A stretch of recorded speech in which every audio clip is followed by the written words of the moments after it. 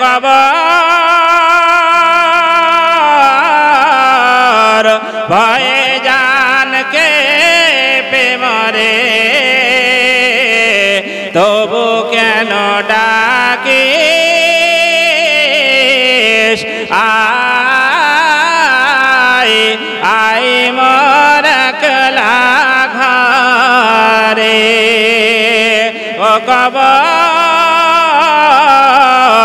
ভয়ে জানকে মরে তবু কেন ডাকিস আয় আয় মোর একলা ঘরে। মাহে রমজান মাস আর 2-3 দিন আছে, তারপরে আমাদের কাছ থেকে বিদায় নিয়ে চলে যাবে। আগামী মাহে রমজান মাস আমরা কারা বেঁচে থাকবো কারা মরে যাব আমরা কেউ জানি না। কিন্তু এই মাহে রমজান মাস পাওয়ার পরেও যারা সিয়াম পালন করে না, সিয়াম পালন করেনি, তারা পৃথিবীর মধ্যে শেষ পাগল। কেন? যে এই দিন আমার জীবনে আর যে আসবে এর কোনো গ্যারেন্টি কেউ বলতে পারবে না, কেউ পারবে না। তাহলে আপনি হেলাই খেলাই তারাবি ছেড়ে দিচ্ছেন, হেলাই খেলাই মাহে রমজানের সিয়াম ছেড়ে দিচ্ছেন। দুঃখের বিষয় হলেও সত্য, এটা প্রত্যেকটা জায়গায় ওই চায়ের দোকানে 1.5 ঘন্টা বসে থেকে 2টা চা খায়, 1.5 ঘন্টা গল্প করে না মানুষ চায়ের দোকানে।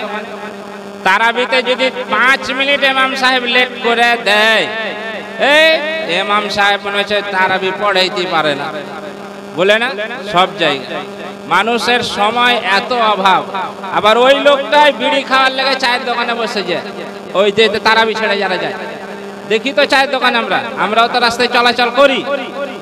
যদি এমার্জেন্সি আপনার কাজ থাকে, তাহলে আল্লাহর যে সময় আপনাকে দিয়েছে, আপনি সামান্য 12,000 টাকা বেতন দিয়ে মৌলভী সাহেব যদি 3 দিন কামাই বেশি করে, 2 দিন 1 দিন যদি কামাই বেশি হয়, অনেক মসজিদ আছে যে মৌলভী সাহেবকে মসজিদে ডিউটি করে না, বাদ দে, বলে না।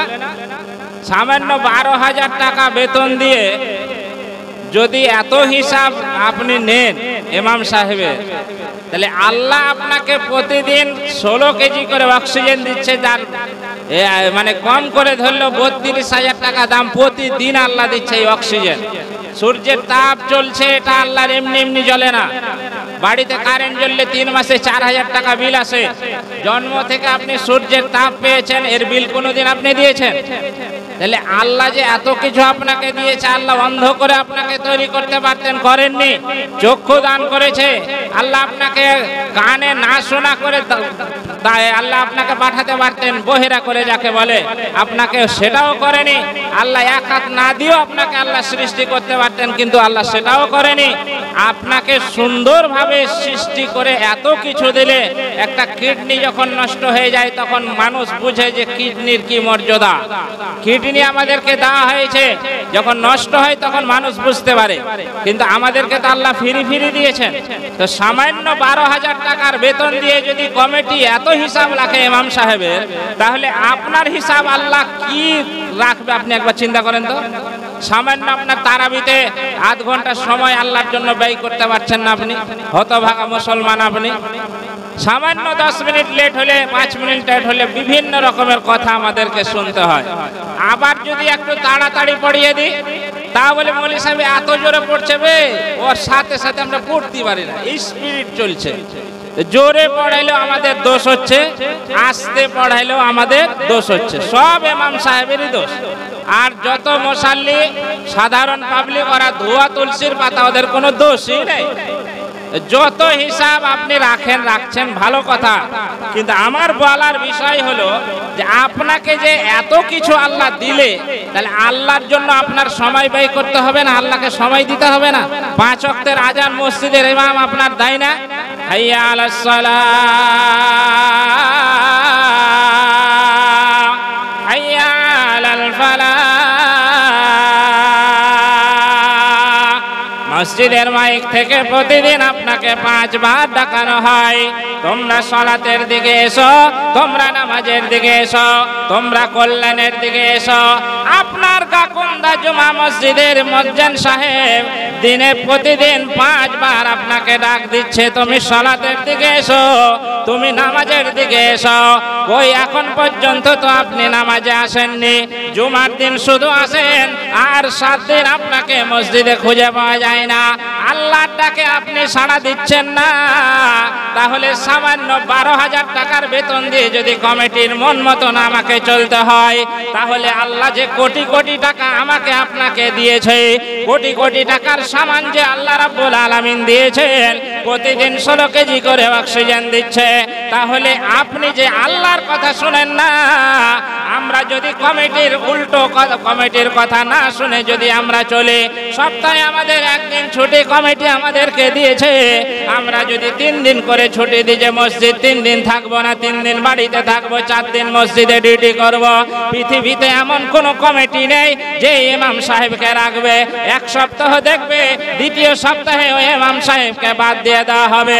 তাহলে বলুন, আপনাকে যে লক্ষ লক্ষ টাকা দান সামান আল্লাহ দিয়েছেন, প্রতিদিন মসজিদে ডাক দেওয়া হচ্ছে, হাইয়া আলাস সালাহ, তুমি মসজিদের দিকে এসো, সালাতের দিকে এসো, তুমি কল্যাণের দিকে এসো, কিন্তু আপনার দুনিয়ার সমস্ত কাজ করার আপনার সময় হয়ে যায়।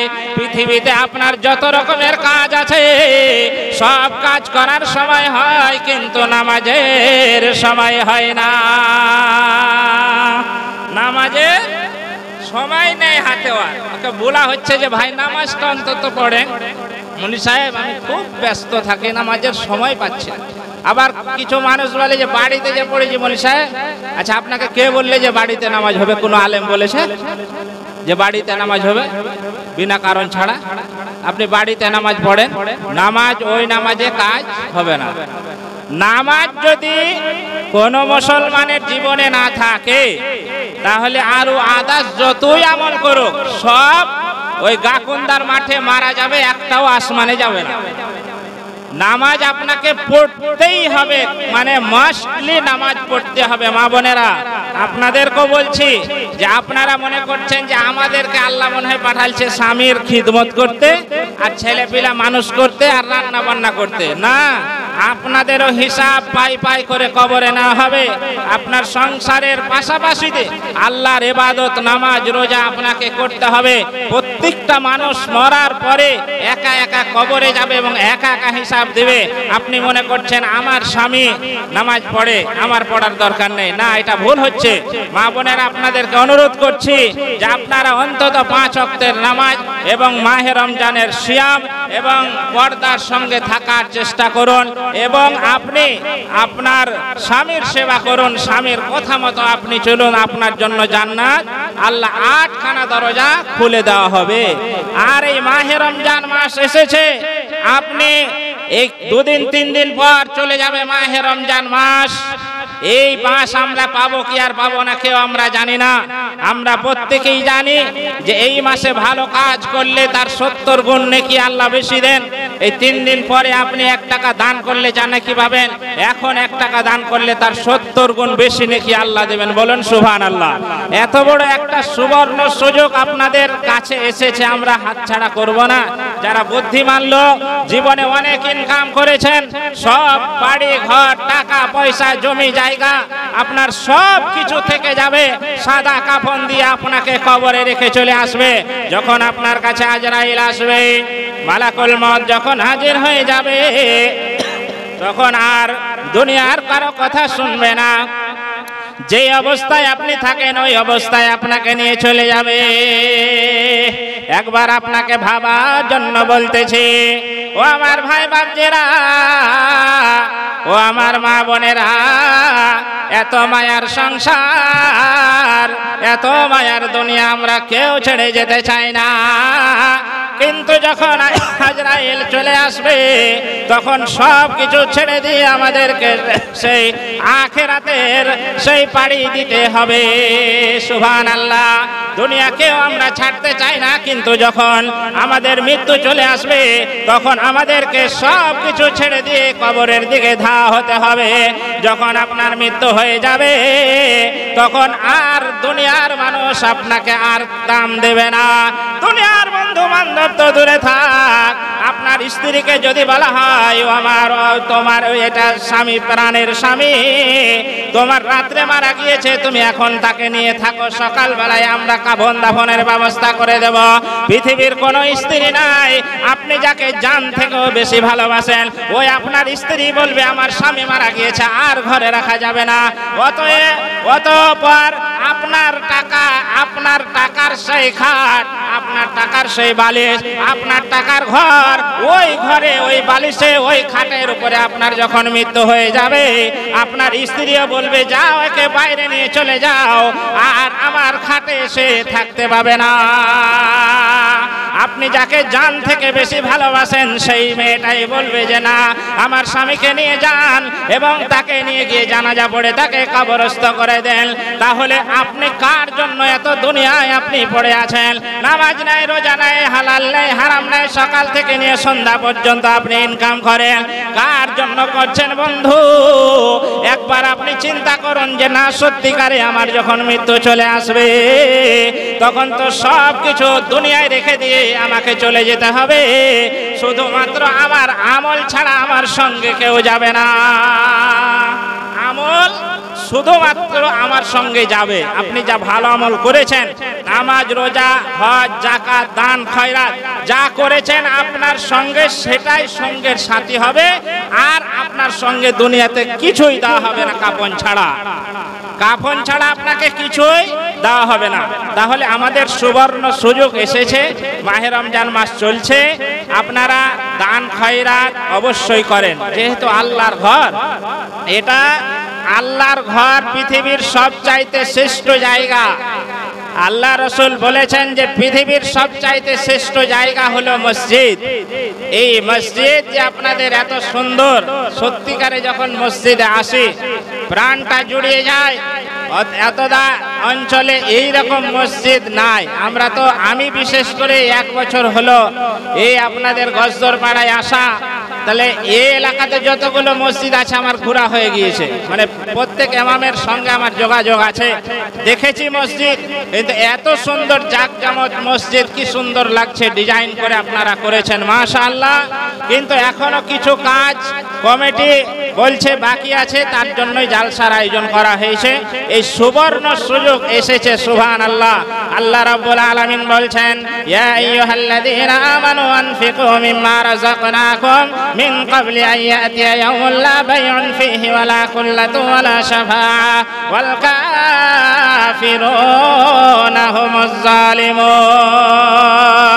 ও পৃথিবীর মানুষেরা, যারা ইমানদার দাবি করো, যারা বলছো যে আমরা মুমিন, আমরা ইমানদার, তাদেরকে আল্লাহ লক্ষ্য করে বলছেন যে তোমরা ওই পর্যন্ত, মৃত্যু আসা পর্যন্ত তোমরা যা করার করে নাও, দান খয়রাত করো, যা রুজি থেকে তোমাদের দেওয়া হয়েছে ওই রুজি থেকে তোমরা আমার রাস্তায় দান খয়রাত করো। মৃত্যু চলে আসলে আর তোমাকে সময় দেওয়া হবে না। আল্লাহ অন্য আয়াতে বলছে, মানুষ যখন মৃত্যুবরণ করবে, কবরে যখন ধরা খাবে, তখন মানুষ বলবে আল্লাহ তুমি আমাকে দুনিয়াতে আরেকবার পাঠিয়ে দাও, আরেকবার পাঠিয়ে দাও। আমার যত ধন সম্পদ পৃথিবীতে রেখে এসেছি আল্লাহ, আমি সব তোমার রাহে আমি দান করে আসব। আল্লাহ গো, আমি মুত্তাকি হয়ে আসব। আল্লাহ তুমি আরেকবার আমাকে দুনিয়ায় পাঠিয়ে দাও। যত রকমের ভালো কাজ আছে আমি সব ভালো কাজ করে আসব। আল্লাহ বলবে বান্দারে, তোকে 50 বছর সময় দিয়েছিলাম, তোকে 40 বছর সময় দিয়েছিলাম, আর তোকে সময় দেওয়া হবে না। মানুষ মরে গেলে আর দ্বিতীয়বার তাকে দুনিয়ায় পাঠানো হবে না। মানুষ চিৎকার করতে থাকবে আল্লাহ তুমি আর একবার পাঠিয়ে দাও। আল্লাহ বলছে না বান্দা, তোকে অনেক আলেম ওলামা বুঝিয়েছিল, তোর মসজিদে প্রতি জুম্মাতে খুতবা হয়েছিল, তোর মসজিদে নাইট জালসাতে আলেমেরা বলেছিল নামাজ পড়ার জন্য, তোকে রোজা রাখার জন্য বলা হয়েছিল, দান খায়রাতের জন্য বলা হয়েছিল। আমার মসজিদের জন্য আলেমেরা চিল্লেছিল সেদিন রাত্রে, বান্দা তোর কাছে টাকা থাকার পরেও আমার মসজিদের জন্য তোর পকেট থেকে টাকা বের হয়নি, অতএব আর তোকে দুনিয়ায় পাঠানো হবে না। যা আমল করেছিস সেই আমলের বিনিময় আমলের অনুযায়ী তোর বিচার এখন শুরু হয়ে যাবে।